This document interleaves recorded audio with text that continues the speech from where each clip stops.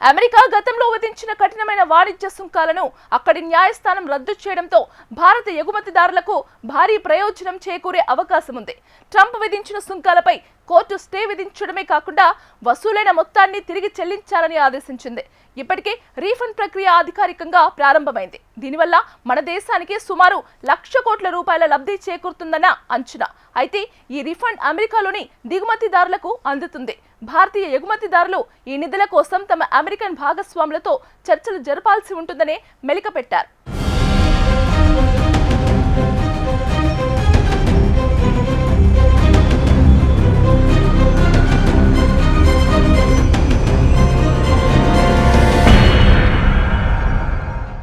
America అధ్యక్షునిగా Donald Trump రెండోసారి బాధ్యతలు చేపట్టిన తర్వాత ప్రపంచ దేశాలపై సుంకాల యుద్ధానికి దిగడం తెలిసిందే.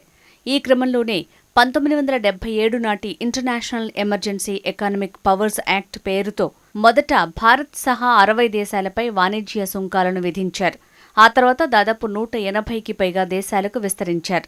భారీ సుంకాల భారం కారణంగా అనేక దేశాలు అమెరికా మార్కెట్కు వస్తూత్పత్తులను ఎగుమతి చేయలేని దుస్థితిని ఎదుర్కొన్నాయి. ఇక మన దేశం మీద మొదట 25% సుంకాలను విధించిన అమెరికా రష్యా నుంచి చమురు కొనుగోలు చేస్తున్నామనే సాకుతో మరో 25% కలిపి 50%కి చేర్చింది.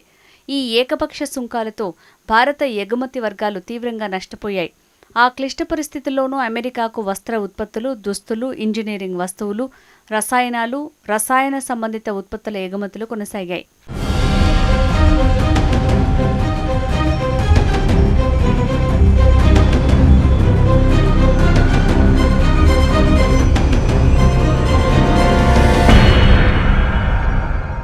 ఈ సుంకాల ద్వారా 2025 సెప్టెంబర్ నాటికి అమెరికా ఖజానాకు దాదాపు $159 బిలియన్ ఆదాయం జమైంది. ఈ నేపథ్యంలో డొనాల్డ్ ట్రంప్ అదనపు సుంకాల బాదుడు రాజ్యాంగ విరుద్ధమని 2026 ఫిబ్రవరి 20న అమెరికా సుప్రీంకోర్టే తీర్పు వెలువరించింది. దీంతో గతేడాది అదనంగా వసూలు చేసిన సుంకాలను రీఫండ్ చేసే ప్రక్రియను America customs and border protection మొదలుపెట్టింది.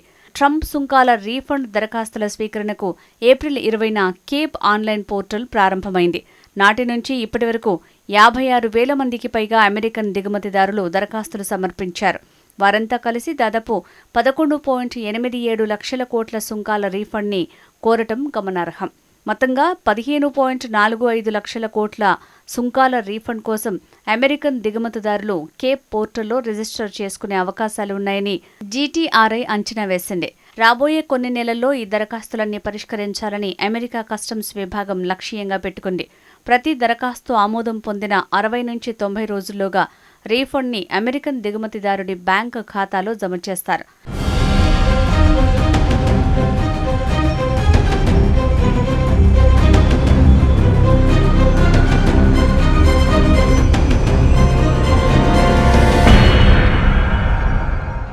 కాగా అమెరికా తిరిగి చెల్లించే మొత్తాల్లో భారత్ ఎగుమతిదారులకు 93,000 కోట్ల నుంచి 1.12 లక్షల కోట్ల దాకా తిరిగొచ్చే అవకాశం ఉంది.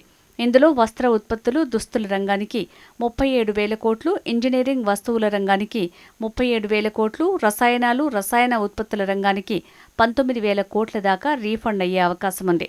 అయితే జీటీఆర్ఐ నివేదిక ప్రకారం ట్రంప్ సుంకాల రీఫండ్ని పొందే చట్టపరమైన హక్కు భారత ఎగుమతి వర్గాలకు లేదు. ఈ రీఫండ్ని పొందే అర్హత కేవలం అమెరికాలోని దిగుమతిదారులకే ఉంది. ఒకవేళ ఈ టారిఫ్ రీఫండ్లో కనీస వాటాను పొందాలని భారత ఎగుమతి వర్గాలు భావిస్తే అమెరికన్ దిగుమతిదారులతో వాణిజ్యపరమైన చర్చలు జరపాల్సి ఉంటుంది.